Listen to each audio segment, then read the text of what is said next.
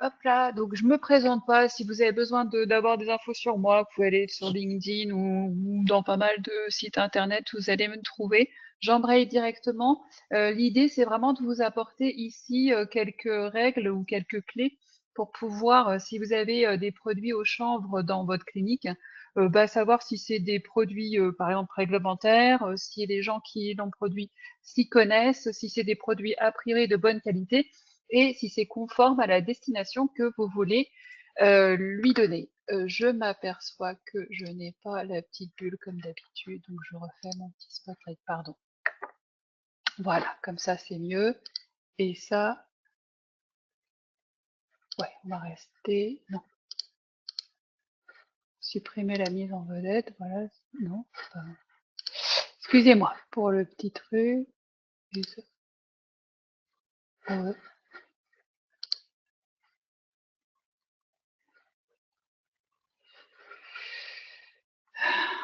Quelques petits ajustements. Bon, ça je peux pas aller. Ok, mais ouais,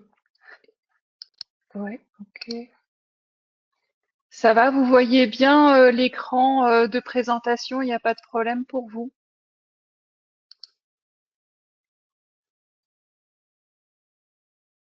Parce que je ne sais pas ce qu'on voit à l'écran. Ok. Alors, commençons sans plus tarder. Alors, évidemment, on ne peut pas parler de chanvre sans parler de comment la plante est faite. Il faut garder en tête que vous avez, bon, les racines, ok, la tige qui est très ligneuse, donc très très dure, très très dense, qui se sert pour les bâtiments et le textile. Puis après, vous avez des feuilles et vous avez éventuellement des mini-tiges entre la tige principale et la feuille, et vous avez des sommités, enfin une sommité florale. Sur certains plans, on peut retrouver plusieurs fleurs sur le même plan, sur les axes secondaires, mais c'est pas systématique et c'est pas général même. Euh, j'ai l'impression d'avoir mon écran qui saute. Non, c'est bon. Dites-moi si vous voyez toujours la présentation parce que j'ai des écrans qui sautent sur mon poste à moi. Euh, quand on considère la sommité florale, je vous montrerai après les trichomes, mais c'est uniquement sur cette sommité florale qu'on a une production de résine cannabique évidemment, puisque tous les plants de chanvre s'appellent enfin cannabis sativa L. Donc qu'il y ait ou pas, ou très peu de THC dans la sommité florale. Donc, les trichomes produisent une résine et c'est cette résine qui contient tous les cannabinoïdes, terpènes et flavonoïdes. Ensuite, le plant femelle, à partir des sommités florales, va faire des graines. Donc, ici, je vous ai montré une photo de la plante de la sommité florale séchée.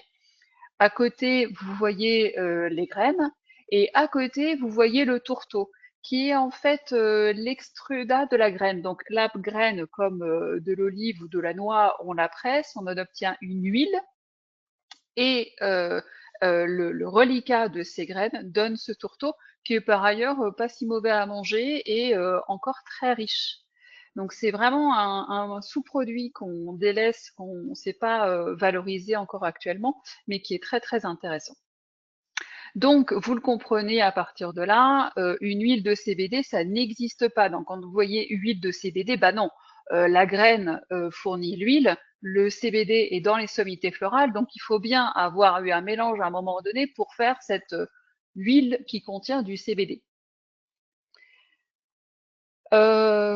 Juste donc pour préciser, je vous disais, c'est de la matière nutritive, c'est de la biomasse en fait très intéressante d'un point de vue nutritif parce que vous voyez, on est sur des quantités de graisse, donc acides gras polyinsaturés, oméga 3 et 6 de préférence, assez fortes. On a aussi beaucoup de protéines et des fibres.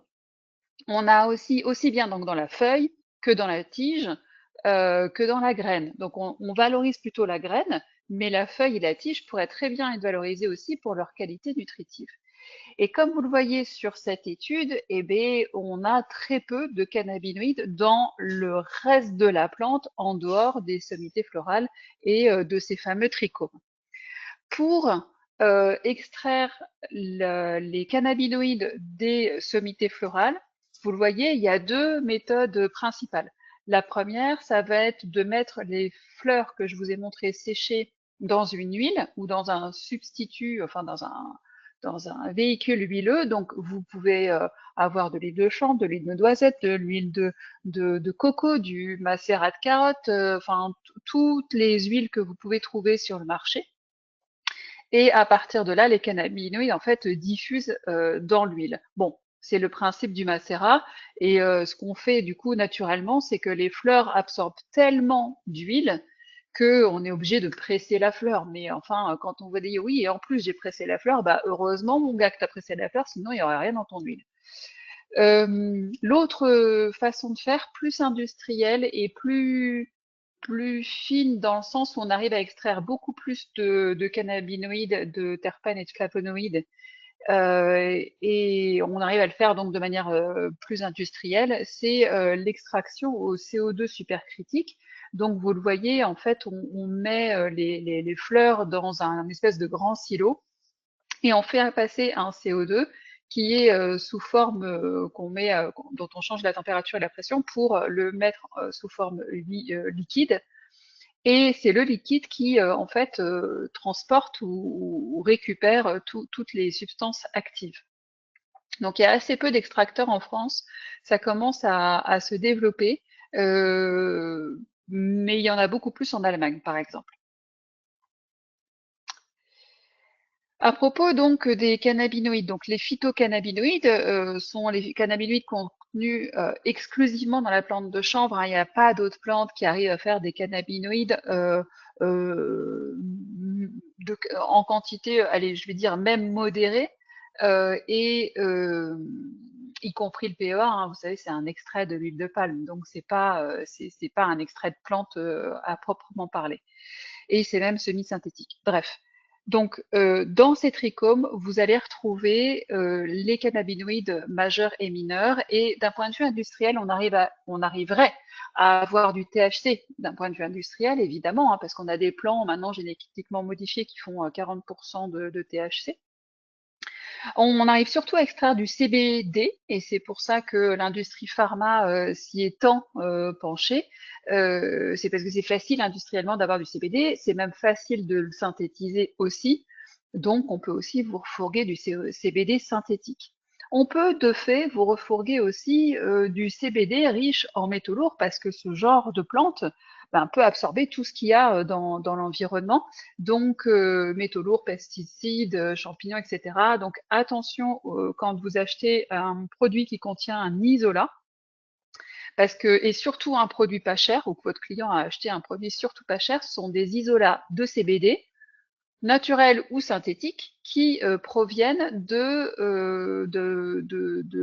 États-Unis ou de la Chine. Et quand on vous dit, mais non, ça vient pas de Chine, ça vient de Suisse ou de République tchèque, non, non, non, ils transitent par la République tchèque et la Suisse, mais ils viennent souvent de Chine. Et quand on vous dit fabriqué en France pour un isolat, soyez tout aussi prudent puisque la matière première peut venir de ces pays-là.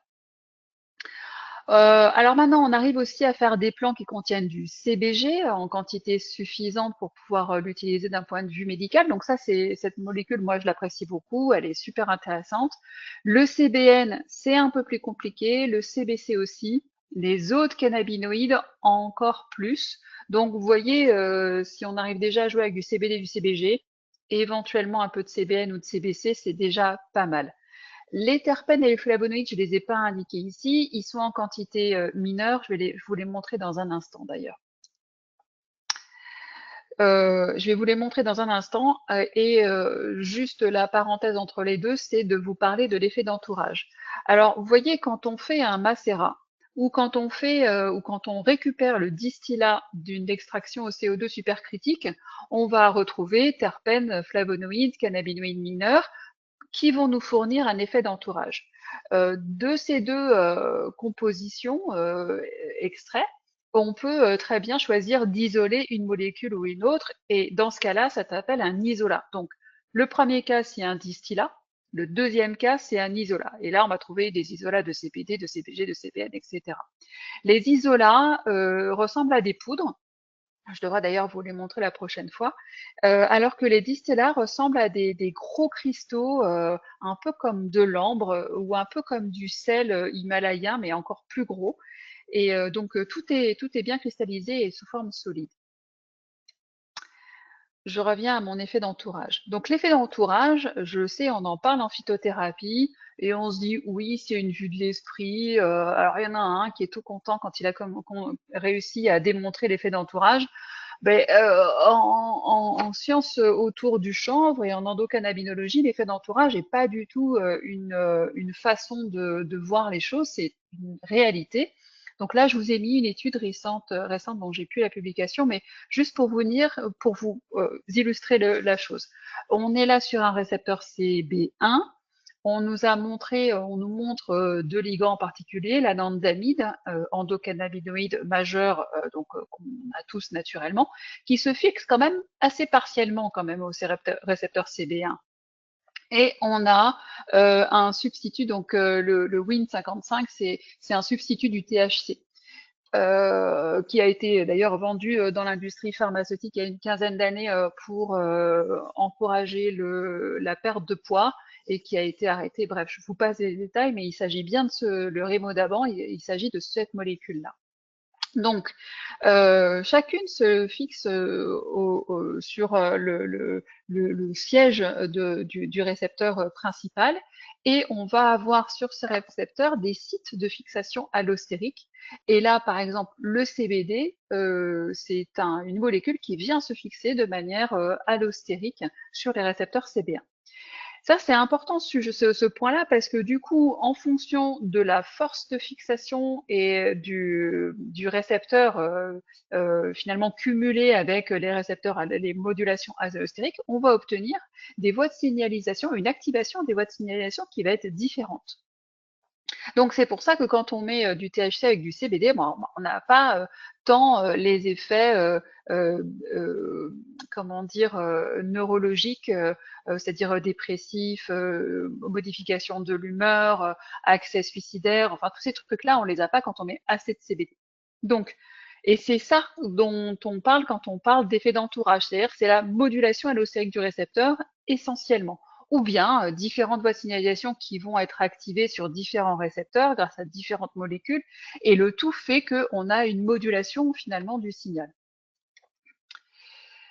L'effet d'entourage, alors je vous montre tout de suite le graphe là, juste pour vous souvenir vous faire vous souvenir que vous savez, en fonction de la force de fixation d'une molécule, eh bien on peut avoir soit un antagonisme complet, soit un antagonisme partiel, soit un agonisme complet, donc typiquement le THC qui se fixe sur les récepteurs CB1, soit un agonisme partiel, soit un agonisme inverse. Bon, encore une fois, je vous passe les détails, mais gardez aussi cette complexité-là qui vient se surajouter à tout le reste. Et quand on parle d'un effet d'entourage dans le chanvre, effectivement, on peut avoir un effet d'entourage ne serait-ce qu'en ayant deux cannabinoïdes, THC-CBD, CBD-CBG, mais plus on va avoir un mélange qui sera riche en terpènes et en flavonoïdes, donc un distillat, et plus on aura cette notion d'effet d'entourage. Et alors, si on a un dominant CBD avec très peu de THC, là, je vous dis pas, on décuple les effets du CBD. Petite parenthèse, le cariophyllène, donc le bêta-cariophyllène est présent dans un distillat et c'est ça qui a cette odeur aussi prégnante quand on passe et que quelqu'un fume un joint, ou même dans un distillat, il y a forcément du cariophyllène et ça, c'est ça qui donne l'odeur un peu herbeuse, forte, et le goût d'ailleurs, hein. Puis après, vous avez les myrcènes, bon, je passe les détails. Donc cet effet d'entourage, il a été très bien décrit par une personne qui était le fils spirituel de Raphaël Mechoulam, le père de l'endocannabinologie, cette personne qui a décrit l'effet d'entourage s'appelle Ethan Rousseau. Alors il est encore en vie hein, actuellement. Et qu'est-ce que je voulais vous dire d'autre? Donc ça a été, cet effet d'entourage a aussi été démontré concernant les acides gras dans le chanvre. Et par exemple, ça a été démontré entre le CBD et le myrcène sur l'un des récepteurs endocannabinoïdes-like, à savoir le TRPV1. Bon, je passe les détails, c'est juste, voilà, vous voyez, c'est pas une vue d'esprit, c'est bien documenté. Et c'est aussi, je vous ai quand même rapporté cette étude-là parce que elle est vraiment intéressante. Elle, donc, on prenait un modèle de souris. Alors, c'était en 2015, donc les aspects éthiques étaient moins bien considérés, on va dire, à l'époque. Bref, on prenait une souris, on lui faisait faire on lui apportait quelques souffrances et inflammations, et soit sur un isolat de CBD, soit sur un distillat de CBD. Donc, vous voyez, c'est des plantes entières. Et juste, regardez juste les traits rouges. Avec l'isolat, ben, plus on augmente la dose, moins il se passe de choses, j'allais dire. C'est-à-dire qu'on a un pic et puis après, il se passe plus grand-chose. Et quand on a un distillat, plus on augmente la dose et plus l'effet va se faire sentir. Donc, vous voyez, c'est dès quand on a une molécule pure, ben, ça va pas super bien marcher. Dès qu'on a au moins deux molécules qui viennent du chanvre, et plus on en a, mieux c'est, et ben, on a un effet qui est dépendant de la concentration.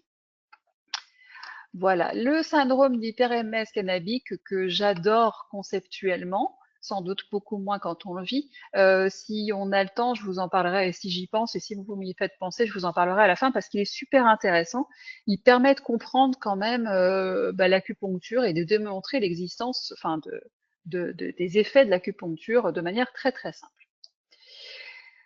Alors, donc en résumé, pour maximiser les effets des cannabinoïdes, eh ben, il faut d'abord être, alors si on pouvait être sur un full spectrum, c'est-à-dire un spectre complet, c'est-à-dire un spectre qui contient du THC, on serait les rois du pétrole, parce qu'on pourrait faire plein de trucs d'un point de vue médical. Bon, tous les producteurs, on va dire, qui ont une portée nationale, sont prudents et ils en mettent, enfin, ils le retirent avec une extraction, donc une réaction chimique. Donc parlons du spectre large. Et là, on est donc sur du distillat. Ça permet, et c'est ce que tous les acteurs du chanvre disent, de prévenir des effets non souhaités et de réduire les doses administrées. Alors, petite parenthèse, pourquoi ça traîne autant des pattes au niveau réglementaire, au niveau de l'Europe? C'est parce qu'ils font leurs tests avec des isolats de CBD, qui est d'un point de vue financiarisation de la filière beaucoup plus intéressant parce que beaucoup moins cher à la production, puisqu'on pourrait faire du CBD synthétique. Et donc, évidemment, ça passe pas les tests d'innocuité au niveau de l'EFSA. Donc, on revient, enfin, je pense que c'est là le chanvre, c'est de la phytothérapie, c'est pas de la pharmacie allopathique au sens de tous les industriels de l'industrie pharmaceutique.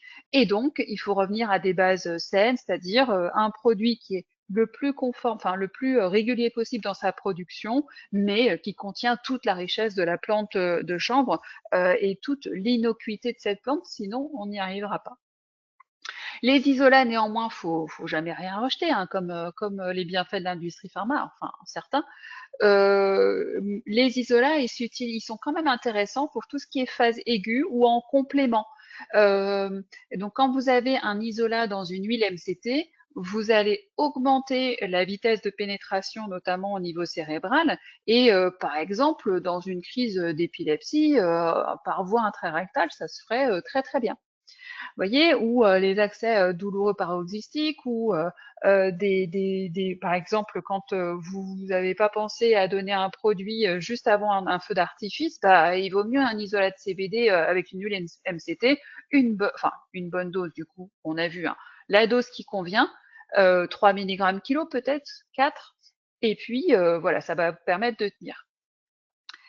Voilà. Et donc, le pire du pire du pire, ce sont des isolats synthétiques qui sont mélangés à des huiles MCT. Huile MCT, c'est de l'huile de coco, hein, et souvent, ça peut être de l'huile de palme aussi, mais enfin, c'est quand même plutôt de l'huile de coco. Voilà. Ça va, vous m'entendez bien toujours? Je vois qu'il n'y a pas de questions qui arrivent. Est-ce que ce que je vous dis, c'est clair? Enfin, voilà, n'hésitez pas. Merci Céline. Alors maintenant, on en vient à alors petite pardon, diapositive de transition avant de vous montrer plein d'exemples de produits et on va pouvoir du coup les commenter pour vous aider à prendre en main finalement ces notions-là. Alors, les caractéristiques d'un CBD pour animaux, ils doivent être les suivants. D'abord, ça, quand c'est déclaré sous forme de CBD, quand le mot CBD est marqué sur la boîte, ça ne peut être qu'un produit d'hygiène et de soins. Donc, ça peut pas être un aliment complémentaire ou un supplément. Enfin, vous inventez plein de termes en français issus de l'anglais. Donc, aucune revendication, aucune allégation, donc aucune revendication thérapeutique, aucune allégation santé. Ça, il doit toujours y avoir marqué usage externe et ne pas avaler, parce que ça fait partie des obligations qu'on nous demande. Alors, dans les produits d'hygiène et de soins, il n'y a pas vraiment de réglementation, mais c'est des obligations qui sont liées aux produits cosmétiques. Pour qu'un produit soit, petite parenthèse, pour qu'un produit soit commercialisé en France pour un usage externe ou interne chez l'animal, il faut forcément un enregistrement quelque part, hein. On sort pas un truc comme ça. Et donc, ou alors on est rattrapé par les autorités. Et du coup, les produits cosmétiques s'enregistrent à l'Europe comme dans la catégorie produits chimiques. Et c'est pour ça qu'on va trouver des cryptogrammes. Alors le recyclage, non, mais des fois, vous savez, vous avez irrite les voies respiratoires, des trucs comme ça, ou pollue les milieux aquatiques, par exemple. Bah, oui, mais ça, c'est des cryptogrammes qu'on est obligé de mettre. C'est des cryptogrammes, c'est des sigles qu'on est obligé de mettre sur les étiquettes. Et de la même manière, puisque c'est censé être un produit d'hygiène et de soins, il y a marqué usage externe et ne pas avaler. Je vous rappelle que la DGCCRF est très comment dire regardante sur le fait que on ne doit pas avaler les produits qui contiennent du CBD, sinon c'est automatiquement retoqué comme aliment complémentaire et le CBD étant interdit comme additif, du coup le produit est interdit à la vente. Bon, voilà le petit raccourci. De fait, comme le CBD n'est ni un aliment complémentaire ni un médicament, la posologie doit rester grossière, hein. C'est un peu comme un shampoing ou un dentifrice, hein. Vous allez dire, il y a une petite noix, peut-être une noisette sur un hippopotame, mais voilà, ça doit rester grossier. Moins de 0,2% de THC, c'est la limite légale, mais comme je vous l'ai dit, les fabricants sont, je l'espère, prudents. Donc quand ils veulent s'afficher, ils disent surtout sans THC, comme si c'était un truc en plus empoisonnant. C'est complètement faux. Les produits doivent être naturels, donc pas synthétiques, et puis sans pesticides ni solvants. Le certificat d'analyse, vous devez pouvoir le demander, enfin l'obtenir sur simple demande. Et il doit être enregistré comme en produit chimique, donc avec un numéro UFI. Alors ici, par exemple, je sais pas pourquoi ça n'a pas été enregistré. Je pense que sur ce produit-là, les concentrations étaient assez basses en principe actif pour qu'on puisse se permettre de ne pas l'enregistrer. Ou bien il y en a un, je ne me souviens plus, parmi tout ce que j'ai rayé. Donc ici, donc ça c'est un exemple d'une étiquette que j'ai faite et c'est juste pour vous montrer l'idée. Alors, dans le titre, il y avait aussi quelle dose donner par rapport au CBD que vous avez en main. Alors, bah, ça dépend, il n'y a pas de réponse claire. D'abord, est-ce que c'est naturel? Est-ce que c'est synthétique? Si c'est synthétique, plus d'effets secondaires, donc attention de ne pas aller sur des posologies élevées.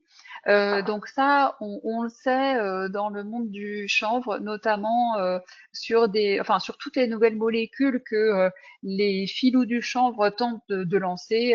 Le H4CBD, le HHC. Enfin, vous voyez, quand vous entendez des gens qui ont pris des trucs au chanvre et qui sont partis à l'hosto, c'est parce qu'ils ont pris ces molécules synthétiques. Et en vrai, ils le savent pas forcément, c'est-à-dire que les fleurs qu'ils achètent au CBD, les fournisseurs vaporisent d'autres produits dessus pour renforcer les effets.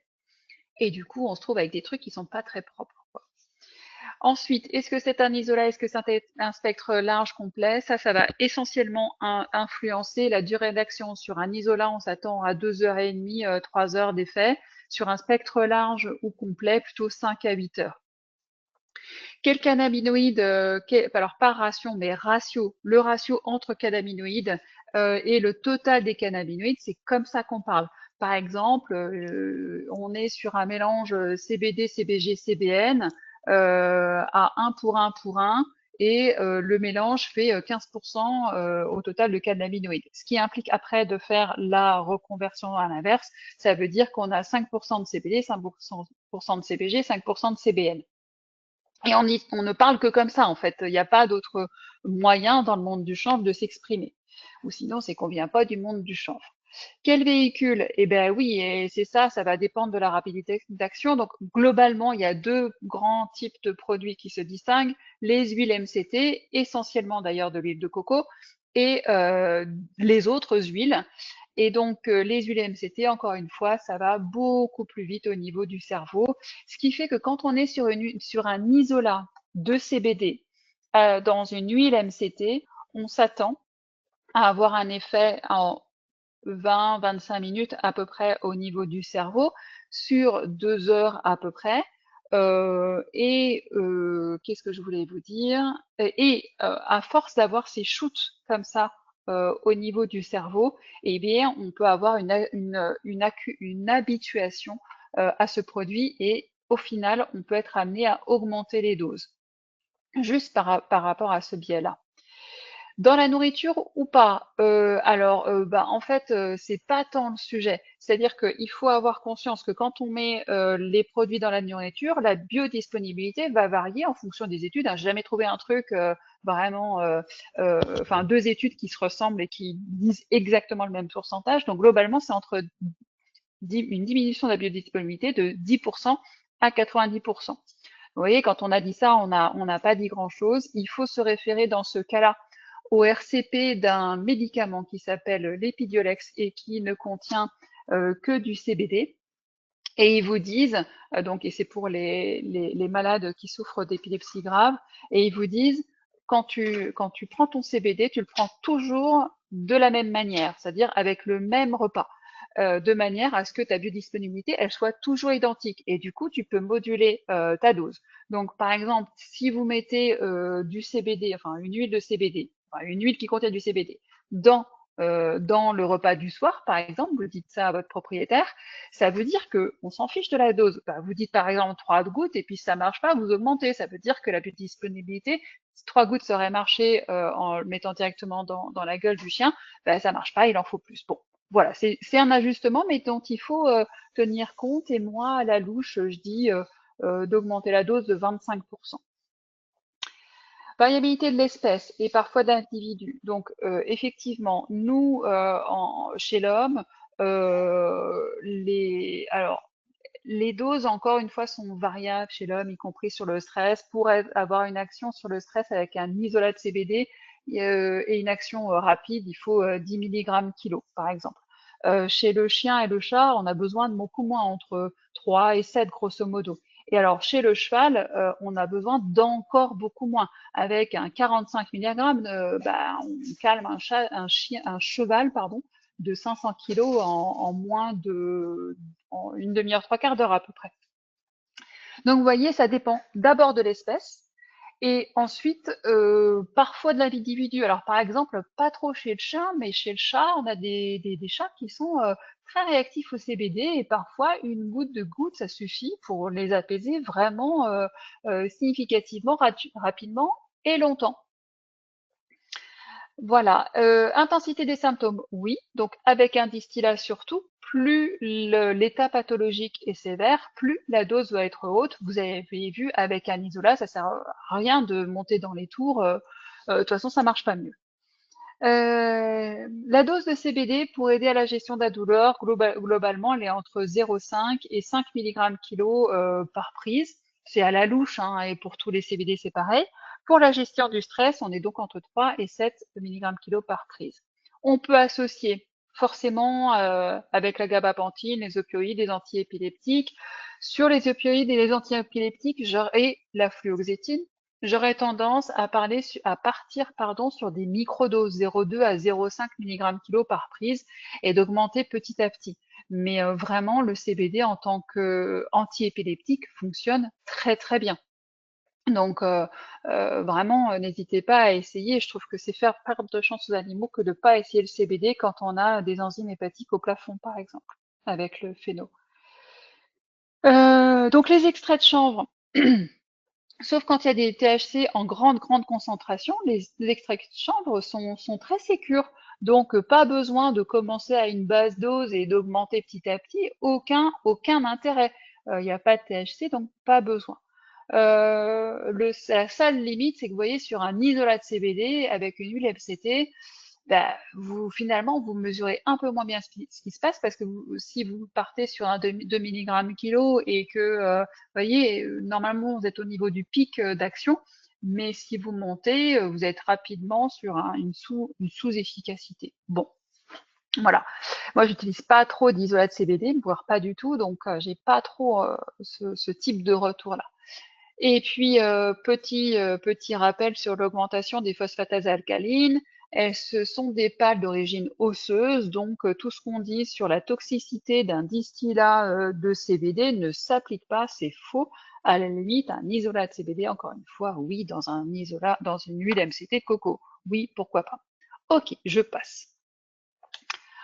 Alors, maintenant, allons un peu dans le détail. Il est quelle heure? On est pas mal au niveau de timing. Alors, je vous ai anonymisé toutes les marques. Bon, évidemment, ceux qui ont déjà acheté ces produits-là vont les reconnaître. Et l'idée, c'est que je lise avec vous tout ce que j'ai pu reprendre sur les sites internet que j'ai trouvés. Donc, composition. Isolat de CBD. Oui, issu de cannabis sativa, bah, heureusement, ça veut dire que c'est pas synthétique. De l'huile de chanvre, de l'huile d'olive, aucun intérêt d'avoir les deux, si ce n'est de diminuer le goût du chanvre au profit de l'olive. Bon, mais ils ont rajouté un arôme bœuf.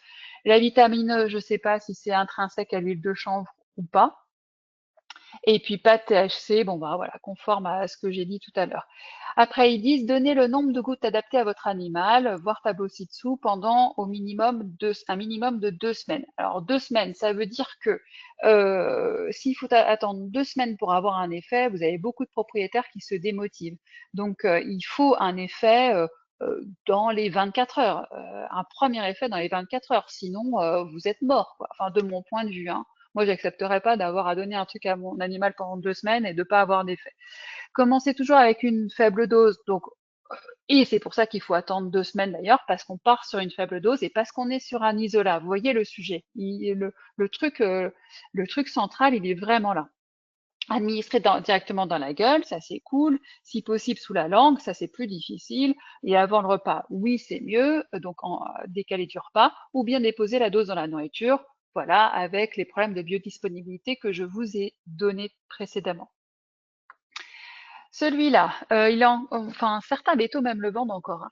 Donc ça, c'est l'exemple d'un CBD 10% pour animaux spécifiquement conçus pour les chiens de gros gabarit. Alors avec un CBD 10%, vous faites pas grand-chose sur un chien de gros gabarit, hein, clairement, hein. CBD, donc c'est plutôt d'ailleurs sur le stress. Il va vous falloir 4-5 mg kilo. Une goutte contient 5 mg de CBD, donc c'est une goutte par kilo, genre, pour avoir une efficacité. Si votre chien rushing à vous laisser lui mettre l'huile directement dans la langue, sous la langue, moi j'apprécie le sous la langue toujours, il est tout à fait possible de l'ajouter dans les croquettes ou d'additionner dans son nom. Ouais, alors donc du coup j'ai des propriétaires moi qui viennent me voir en me disant je peux le mettre dans l'eau? Bah non, tu peux pas le mettre dans l'eau. Comment tu mesures l'efficacité que tu vas en obtenir? C'est stupide quoi. Donc bon.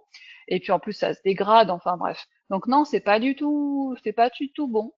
Et pour les chiens de moins de 20 kilos, 1 à 2 gouttes sont suffisantes, 2 à 3 gouttes pour 20 à 30 kilos. Bon, j'ai fait le calcul.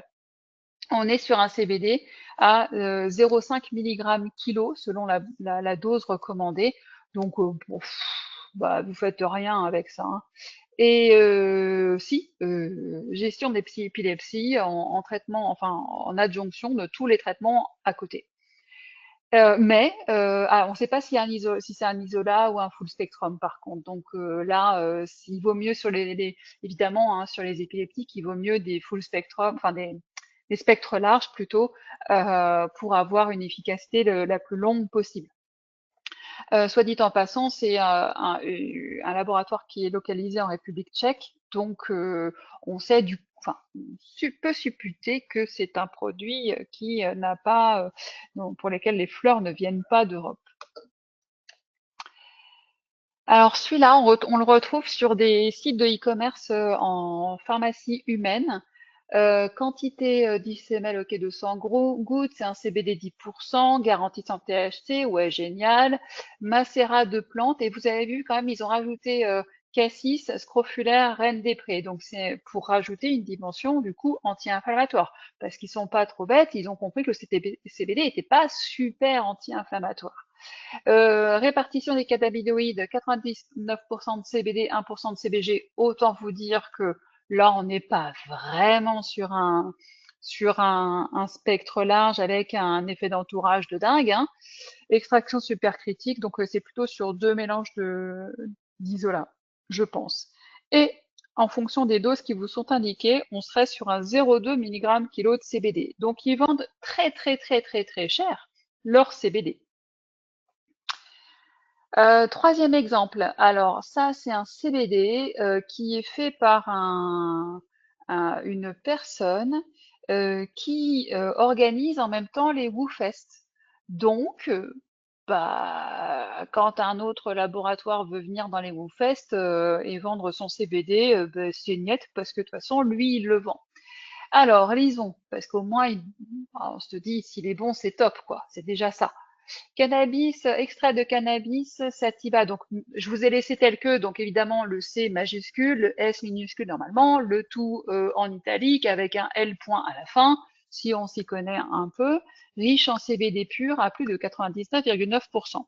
Ok, génial. Donc, on est sur un bon isolat dans une huile de saumon de Norvège qui n'est pas bio et donc qui, elle, alors je sais pas si vous avez déjà vu hein, les huiles de saumon qu'on achète en animalerie sont issus des cadavres qu'on trouve dans le surnageant des élevages de saumon. Donc moi, à partir du moment où j'ai vu ça à la télé dans un reportage sur Arte, et ben j'ai arrêté de recommander de l'huile de saumon. Moi, ça me fait flipper que les chiens avalent des cadavres comme ça. Enfin bref, intellectuellement, ça me convient pas personnellement en tout cas.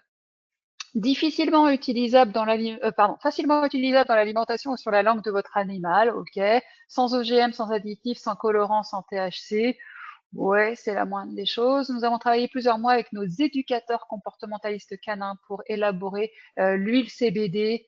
Ah pardon, il y a la marque là, oubliez la marque. Et elle peut aider votre chien dans les cas suivants. Troubles du comportement, hyperactivité, angoisse, peur. Alors là, on va presque sur l'allégation thérapeutique, hein, problème de santé, douleur chronique, inflammation, ça c'est l'ANSES dirait que c'est déjà faire passer le produit pour un médicament. Quant à l'épilepsie, évidemment. L'animal a besoin d'un dosage compris entre 1 et 2 mg kg de poids et par prise pour avoir des effets optimum. Alors, vu que c'est des comportements, enfin, vu que c'est sur le comportement, bah non, hein, à 1-2 mg kg, toutes les études montrent que c'est faux, quelle que soit la composition du CBD.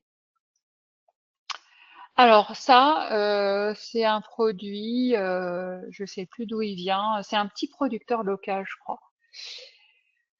Périgord, Ardèche, Drôme, enfin je me souviens plus. Cette huile ne contient pas de CBD purifié ni concentré, donc c'est sans doute un distillat. Elle est fabriquée à base de fibres de chanvre macérées dans de l'huile végétale de graines de chanvre. Donc là, on trouve pas vraiment de CBD là-dedans. Vous voyez, alors oui, la fibre de chanvre, les feuilles ou les tiges, on peut les broyer pour en faire de la farine de chanvre. Mais là, normalement, on n'a pas de CBD. Et l'huile de graines de chanvre, il n'y a pas de CBD non plus. Donc voilà, elle contient également des traces naturelles en cannabinoïdes, dont le CBD. Donc on peut retrouver, comme je vous l'ai montré précédemment, on peut retrouver Un peu de CBD, effectivement, sans THC, oui, on peut se dire que c'est vraiment infinitésimal. Mais vous voyez quand même sur la photo du flacon, il y a quand même marqué 15%. Alors là, j'avoue que je reste perplexe sur ce 15% et je vois pas l'intérêt d'acheter 10 millilitres d'un mélange de fibres de chanvre et d'huile de chanvre s'il n'y a pas de principe actif dedans. Bon. Directement dans la gueule, voie sublinguale, dans la gamelle mélangée. Bon, tout ça, on a commenté déjà sur une zone de léchage. Ok, pourquoi pas, etc. Commencer toujours progressivement. Bon, vous voyez, il y a un truc qu'on nous dit pas, quoi, hein. Pour les pathologies lourdes, épilepsie, douleur, consulter un vétérinaire, ce qui est prudent en effet. Et pour un 3 mg kilo, pourquoi pas? C'est un peu élevé, mais ça dépend de ce qu'il y a dedans, en fait, en vrai. Alors, dans mes pérégrinations d'internet, bah, je suis tombée sur en fait le CBD pour les animaux de compagnie. Ok, soit. Et puis j'ai vu la dose toxique tatata et la dose mortelle. Alors là, ça a attiré mon attention, donc c'est pour ça que j'ai cliqué dessus, même si c'était pas vraiment le sujet de la conf. Parce que une dose mortelle dans le sujet du chanvre pour animaux, je voyais pas le truc. Et du coup, j'ai lu et là, j'ai été un petit peu stupéfaite du manque de précision des informations données. La dose mortelle de 3 grammes par kilo. Alors, les cas de mortalité sont rares, machin, tout ça, c'est complètement, enfin, c'est déformer la réalité. Un chien n'est jamais mort en absorbant du THC, mais jamais, jamais, jamais, jamais, jamais, jamais. Le seul cas où un chien peut décéder, c'est quand il mange un space cake qui contient du chocolat. Enfin, donc, voilà, il mange du beurre avec du THC et du chocolat dedans. C'est-à-dire que c'est les effets de la théobromine amplifiés. Donc j'étais en train de dire, oui, là, on voit donc les effets de la théobromine. Alors évidemment, quand on rajoute du THC dessus, ça va pas arranger le chien. Et là, dans ce cas-là, on a des cas de mortalité, évidemment, parce qu'on a une dépression du système cardio-respiratoire, plus tout ce que la théobromine fait, voilà. Là, c'est vrai. La biodisponibilité par voie orale du CBD est très variable chez le chien et semble améliorée par un excipient à base d'huile. Non, c'est pas ça. C'est la biodisponibilité quand on a pris un repas. Mais quand on le met sur la muqueuse buccale ou en intrarectal, non, la biodisponibilité, elle reste très très bonne, quoi. Par contre, c'est pour ça que les gens mangent des space cakes, donc ou du beurre au THC, c'est qu'effectivement, dans ce cas-là, on n'a pas les plantes, enfin les cannabinoïdes qui sont dégradés et on a une absorption qui est quand même différente d'un individu à l'autre, néanmoins. À la dose de 2 mg kg par voie orale, le CBD a une demi-vie de 4,2 heures. Bah, en fait, on n'en sait rien. Par voie orale, transmucosale, tu veux dire, et puis c'est un isolat ou un full spectrum, et puis c'est une huile MCT ou pas. Vous voyez, c'est pas, il faut faire attention à ce qu'on écrit, quoi. Les traitements simultanés avec des antiépileptiques ou des produits de phyto type millepertuis peuvent diminuer l'efficacité thérapeutique. Alors, complètement faux. Il y a une étude qui montre que la pharmacocinétique, par exemple, du phénorbarbital, n'est pas du tout modifiée, ni celle du CBD quand on donne les deux molécules en même temps. Quant au millepertuis, grosse méfiance, enfin, de mon point de vue, parce que en termes d'inhibiteurs du cytochrome P450, ça se pose là chez l'homme tellement, comme le jus de pamplemousse, que perso, je suis prudente à l'utiliser en phyto. Mais là, je suis OK pour avoir vos feedbacks. Cytochrome P450 qui sont pas les mêmes en humaine que chez l'animal. Donc, pareil, hein, vous mettez cette observation de côté.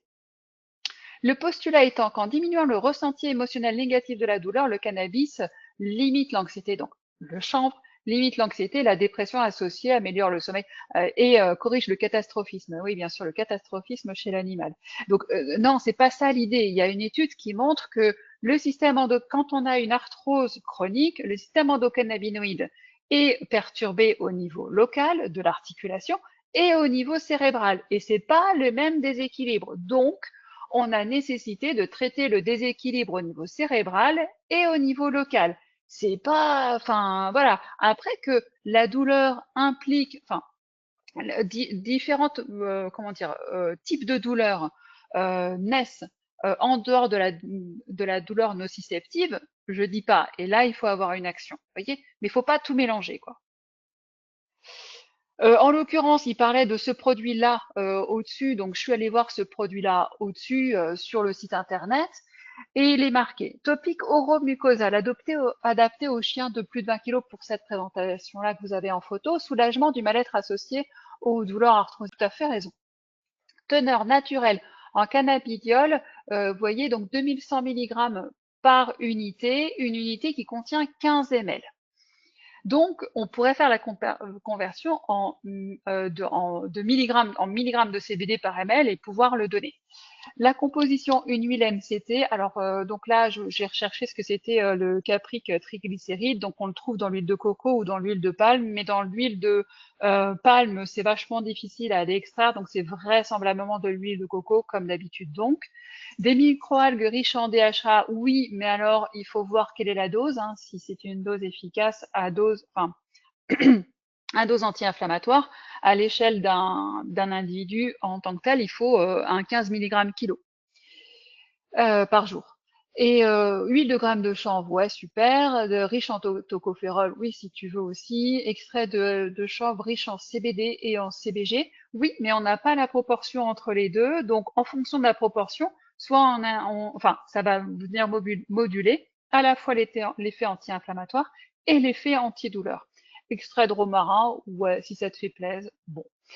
Euh, Moi, j'ai pas vu que le romarin était si efficace que ça sur le. Alors, ça, je considère que c'est pour la gingivostomate, mais peut-être pas, parce que moi, j'ai jamais utilisé ce produit-là. Et en vrai, enfin, comme ils disent après, alors, on continue à lire. Donc, 1 à 2 pulvérisations, 1 à 2 fois par jour pour 20 kilos. Alors, du coup, il faudrait savoir ce qu'une pulvérisation contient comme milligrammes de CBD et de CBG pour s'en faire une idée. Mais j'ai pas vu l'info. Si vous avez l'info, moi je suis preneuse. Posologie adaptée au traitement aux patients, ok. Ne pas faire avaler directement ni mélanger à la ration alimentaire. Moi, je trouve que c'est plus prudent. Produit sur prescription vétérinaire, c'est complètement fake, totalement inepte. Ne peut être délivré que par un vétérinaire, ouais, parce qu'ils vendent que via les vétos, mais c'est le seul point.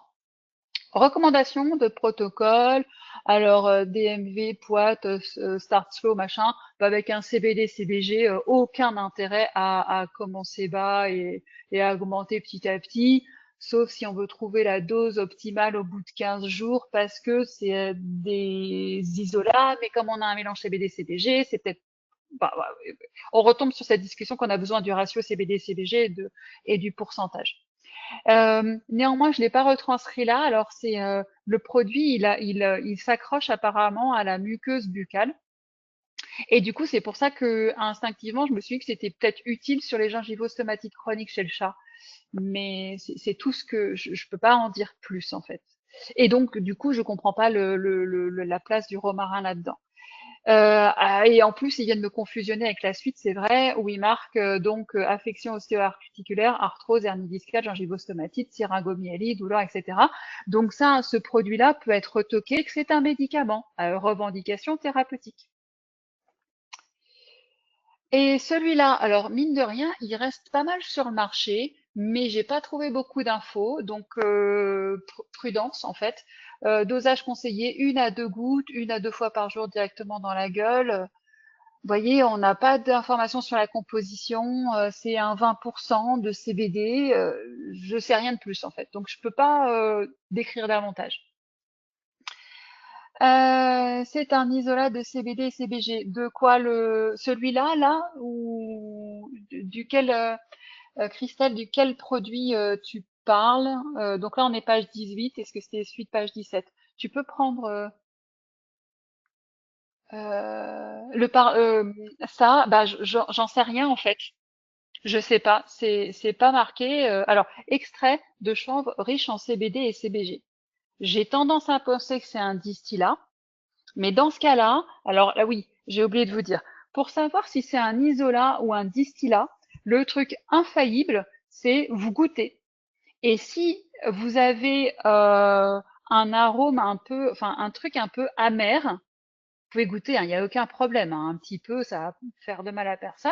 S'il y a un arôme un peu amer, et l'arôme un peu amer peut ne pas venir tout de suite, mais au bout de 5 ou 10 secondes, alors vous êtes sur un distillat. S'il n'y a pas de goût autre que les excipients, alors vous êtes sur un isolat. Ça, c'est vachement fort comme truc pour savoir. Euh, voilà. Mais même enfin, vous voyez, tu vois, CBD, CBG à 5 pour 1, bah, ça marche pas ton CBG là-dessus. Bah ouais, le romarin pour son effet hépatoprotecteur, mais c'est complètement fake en fait. Il n'y a pas d'effet toxique sur le foie quand on utilise un distillat. Avec des isolats, pourquoi pas, mais faut voir les doses, quoi. Tu vois, si t'es pas sur avec un isolat CBD, CBG, je sais pas, faut être à 5, un minimum 5 milligrammes kilo, 2 fois par jour pendant 6 mois, et encore pour avoir une toxicité hépatique. Donc ça a pas de sens. Enfin voilà, je sais pas, je comprends pas. Ah, celui-là, il était particulièrement intéressant. Il m'a été envoyé par une veto la semaine dernière. Et alors, pourquoi je l'ai trouvé intéressant? Parce qu'il y avait du bien et du pas très bien. Alors, c'est un site, comment dire, c'est un producteur local. Et ce que j'ai trouvé particulièrement bien, c'est qu'ils mettent, enfin, qu'ils laissent le THC dedans. Parce que quand on est sur un 0,3%, par exemple pour le mélange CBD-CBG avec un 0,3% de THC, pour un 5% de CBG, bah on est quand même sur un, vous voyez, 15, enfin 25 pour 1 quoi, en CBD THC. Et cette quantité de THC, elle est vachement bien. Alors, elle n'est pas conforme à la réglementation, hein, il faut. Attends, elle est conforme ou pas? Oui, elle est conforme, pardon. C'est 0,3% de THC dans le produit fini, mais 0,2% de THC dans l'examen des sommités florales en elles-mêmes d'un plant. Donc il y a du THC, donc ça va renforcer les effets, c'est vachement intéressant. Le CBG, bah, 1 pour 1, ça doit être vachement bien sur les gingivostomatites. Bon après, on est sur une huile MCT, alors ça c'est déjà beaucoup moins bien. Et on n'est que sur de l'huile MCT. S'il y avait eu une autre huile, ça aurait été top, quoi. Voilà. Euh, et après, bon, CBD pur à 7% avec un petit peu de CBG pour l'effet d'entourage, ouais, pourquoi pas. Encore une fois, on ne sait pas quand même si c'est bon, je vois c'est extraction CO2 supercritique, mais je ne sais pas si c'est du spectre large ou si c'est des isolats qui ont été ajoutés les uns avec les autres. C'est pas clair. Voilà, moi j'apprécie le fait CBD, CBG, vous voyez, dominante CBG. Alors là, j'ai peur que ce soit un peu excitant. Enfin, vous voyez, trop de CBG, je suis pas très confortable. Et le fait qu'il y ait 10% pour 0% de CBD, quasi, ça me fait penser qu'il y a quand même pas mal d'isolats dans leur truc. Non, mon préféré, c'est le CBD, CBG à 1 pour 1 avec du 0,3% de THC, surtout si c'est un distillaat, et puis il n'y a plus qu'à mettre dans de l'huile de chanvre, quoi. Voilà, ben j'ai fini. Alors, si vous avez des questions, n'hésitez pas, vous pouvez me les poser maintenant ou plus tard. Euh, Si vous êtes intéressé par la santé intégrative au sens large, vous pouvez m'envoyer un petit mail parce que je vais lancer bientôt un jour, enfin quand j'aurai fini deux, trois trucs en parallèle, lancer un site internet avec plein d'infos et des propositions de produits intéressants. On diversifie aussi les thématiques. Là, on part en fin d'année, bah, la semaine prochaine sur la mycothérapie. On va partir aussi sur les glycosaminoglycanes. Bientôt sur les microbiotes. J'aimerais aussi avoir des présentations en transversale sur la gingivostomatite, par exemple. Qu'est-ce qu'on fait avec quand on a des produits naturels ou d'autres types de médecine, genre l'acupuncture, la biorésonance, etc. Et on partage toutes les infos pour que le propriétaire, enfin l'animal soit pas en perte de chance. Moi, c'est un truc qui m'atteint beaucoup, ça. Et pour intégrer le groupe WhatsApp sur la santé intégrative qui a été faite par IFAS d'Atera, n'hésitez pas, vous m'envoyez un petit mail. Alors j'essaye de vous intégrer. Si vous n'avez pas été intégré, comme c'est pas moi qui m'en occupe, n'hésitez pas à me dire parce que je suis pas bien ça. Alors, pourquoi pas top ULMCT avec Spectre? Euh, Parce que on augmente la vitesse d'absorption et donc ça va directement au niveau du cerveau. Alors l'huile MCT est pas du tout aimée par les fournisseurs, le syndicat professionnel du chanvre, tout ça, pour cette raison-là, et elle est souvent associée à des isolats en fait. Historiquement, c'est un peu ça, donc il y a un peu un parti pris là-dessus. Et comme elle pénètre directement, enfin facilement par le tube digestif et facilement au niveau du cerveau, rapidement, du coup, il y a toujours cet effet boum. Donc, si on est sur un 20% CBD, que ce soit un distillé ou pas, ça fait boum quand même, quoi, tu vois. Donc, il faut rester prudent avec ces huiles MCT et le donner que si on n'a pas d'autre choix. Tu vois, moi, j'ai lancé un produit qui contient de l'huile MCT, mais du coup, j'ai pris le parti pas d'arôme, quoi. Et c'est vraiment un truc sans parfum parce que je sais que les chats, ils sentent le chanvre, enfin l'huile de chanvre, ils sentent les terpènes à 20 000, donc des fois c'est compliqué. Donc voilà, faut rien rejeter, mais il faut toujours savoir ce qu'on fait, quoi, tu vois. C'est un peu ça. Voilà. Eh ben, de rien. Écoutez, je reste disponible si vous avez des questions. Et puis, du coup, on se retrouve la semaine prochaine. Et la semaine prochaine, donc, si Aline a fini sa présentation, ce sera de la mycothérapie. En fait, elle est vachement bien sa présentation, mais elle est beaucoup trop longue, elle n'est pas assez concrète encore. Donc, voilà, j'essaye d'œuvrer dans ce sens. Eh bien, je vous souhaite une très bonne après-midi et moi, je retourne à mon